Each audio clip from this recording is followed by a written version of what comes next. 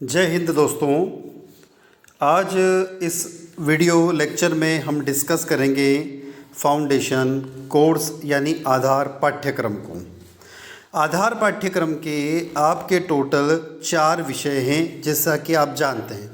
Hindi, English, पर्यावरण, योगा और ध्यान। इसमें से चौथा विषय योगा और ध्यान पर आज हम कुछ डिस्कस करने वाले हैं। इस योगा और ध्यान सीरीज़ के इस सिलेबस के सभी वीडियो लेक्चर आपको यहाँ पर उपलब्ध होंगे। तो यदि आप BA, BSc, BCom, BBA, BCA first year के स्टूडेंट हैं और आप यदि MP हायर एजुकेशन के अंतर्गत यानी मध्य प्रदेश उच्च शिक्षा विभाग के अंतर्गत आने वाले कॉलेजों के अंदर अध्ययन कर रहे हैं, तो आप अच्छे से जानते हैं कि आपका जो फाउंडेशन कोर्स है उसमें हिंदी, इंग्लिश, पर्यावरण और योगा में ऑब्जेक्टिव टाइप क्वेश्चन होंगे।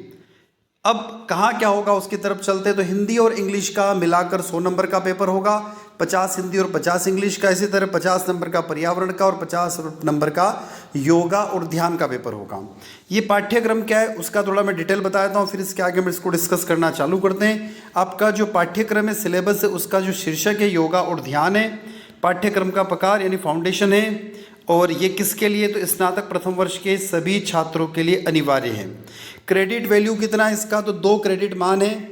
तो हिंदी का 2 क्रेडिट है, इंग्लिश का 2 यानी 4 हो गया, पर्यावरण का 2 यानी 6 हो गया और योगा और ध्यान का 2 यानी टोटल 8 क्रेडिट का आपका फाउंडेशन कोर्स है। कुल अंक आपका जो पेपर आएगा वो 50 मार्क्स का रहेगा। किसका, फाउंडेशन कोर्स का। योगा और ध्यान का जो पेपर आएगा वो 50 नंबर का रहेगा। कितने नंबर आपको लाना है पास होने के लिए, 17 नंबर लाना है। अब आपका मूल्यांकन कैसे होगा यानी इवैल्यूएशन कैसे होगा, तो 50 नंबर अधिकतम होंगे, जिसमें लिखा हुआ है विश्वविद्यालय परीक्षा वस्तुनिष्ठ प्रकार की रहेगी, यानी ऑब्जेक्टिव प्रकार की आपकी परीक्षा रहेगी। विश्वविद्यालय परीक्षा यहाँ पर समय 1 घंटा लिखा, जो कि परिवर्तित होकर अब 1.5 घंटा हो गया है। वस्तुनिष्ठ प्रकार के यानी 50 गुणित 1, प्रत्येक प्रश्न 1 नंबर का रहेगा और टोटल 50 प्रश्न रहेंगे। इस वस्तुनिष्ठ में आपको मल्टीपल चॉइस मिलेंगे, आपको उसके अलावा आपको ट्रू एंड फॉल्स मिलेंगे, सही जोड़ी बनाने को मैच द कॉलम मिलेगा और 1 वर्ड यानी 1 शब्द में उत्तर, ये सब देखने को मिलेगा।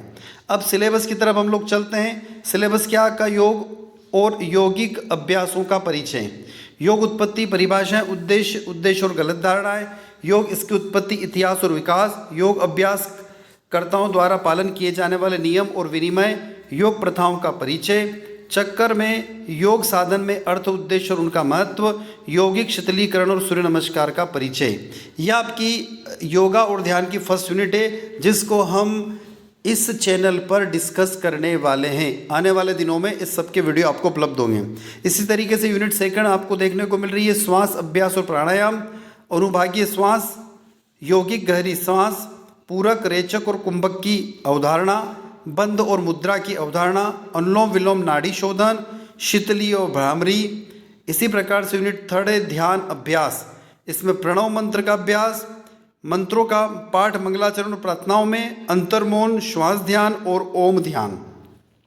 तो इस तरीके से आपके ध्यान और योग यानी योग और ध्यान जो पाठ्यक्रम है, आधार पाठ्यक्रम आपके फर्स्ट ईयर का, उसके अंदर टोटल 3 यूनिट है। इन 3 यूनिट में से आपके 50 क्वेश्चन आएंगे और 50 जो क्वेश्चन आएंगे वो मल्टीपल चॉइस भी हो सकते हैं, ट्रू एंड फॉल्स हो सकते हैं, 1 वर्ड हो सकते हैं और मैच द कॉलम हो सकते हैं।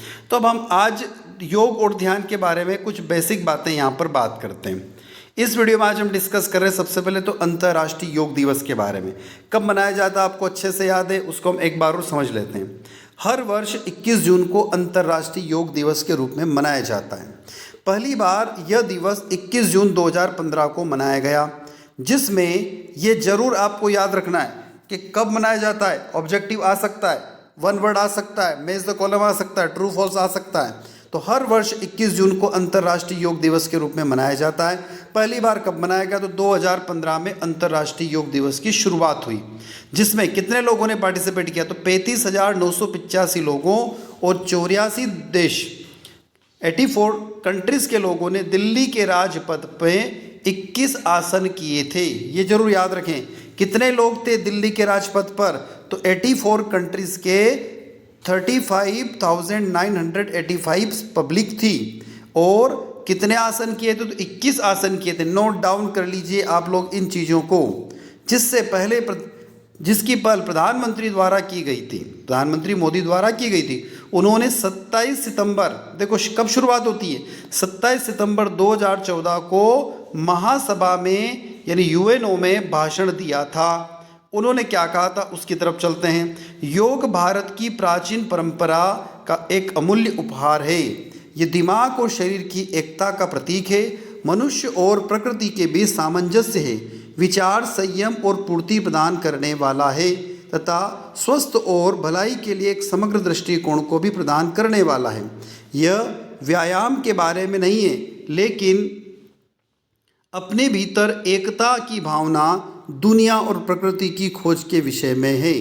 हमारी बदलती जीवन शैली में ये चेतना बनकर हमें जलवायु परिवर्तन से निपटने में मदद कर सकता है और आए एक अंतर्राष्ट्रीय योग दिवस को गोद लेने की दिशा में काम करें। संयुक्त राष्ट्र सभा में नरेंद्र मोदी, जो कि भारत के प्रधानमंत्री के द्वारा 27 सितंबर 2014 को ये जो हमने लाइनें पढ़ी है ये उनके द्वारा कही गई थी।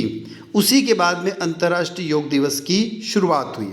अब अंतर्राष्ट्रीय योग दिवस 21 जून को ही क्यों मनाया जाता है, उसके पीछे भी कारण है, उसके पीछे चलते हैं। इसका कोई निश्चित कारण तो नहीं है, परंतु कुछ विद्वानों का कहना है कि अंतर्राष्ट्रीय योग दिवस 21 जून को मनाए जाने के पीछे कारण ये है कि 21 जून यानी पूरे 365 दिन यानी एक साल जो रहता है उस साल का सबसे लंबा दिन होता है।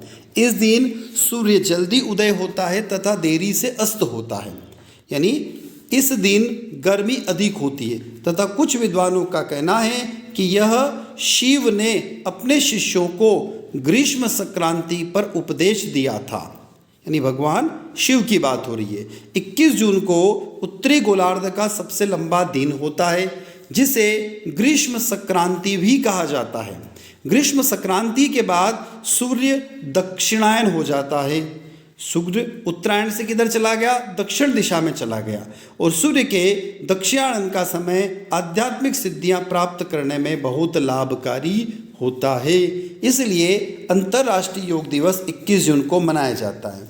तो सबसे पहले कब शुरुआत हुई, कैसे शुरुआत हुई और क्यों मनाया जाता है, इन सब को आप अपनी एक सेपरेट कॉपी बनाकर उसमें नोट कर लीजिए, क्योंकि ये 50 नंबर का इसका पेपर होगा और तीनों यूनिट हम 1 बाय 1 डिस्कस करेंगे। अब योग के अर्थ की तरफ चल रहे हम लोग। योग शब्द की उत्पत्ति संस्कृत भाषा के युजिर धातु से हुई है, जिसका अर्थ है सम्मिलित होना या एक होना। इस एकीकरण का अर्थ जीवात्मा तथा परमात्मा का एकीकरण अथवा मनुष्य के व्यक्तित्व के शारीरिक, मानसिक, बौद्धिक तथा आध्यात्मिक पक्षों के एकीकरण से लिया जा सकता है। योग शब्द युज धातु से बना है। संस्कृत व्याकरण में 2 युज धातुओं का उल्लेख है, जिनमें एक का अर्थ है जोड़ना और दूसरे का अर्थ होता है मन समाधि, अर्थात मन की स्थिरता।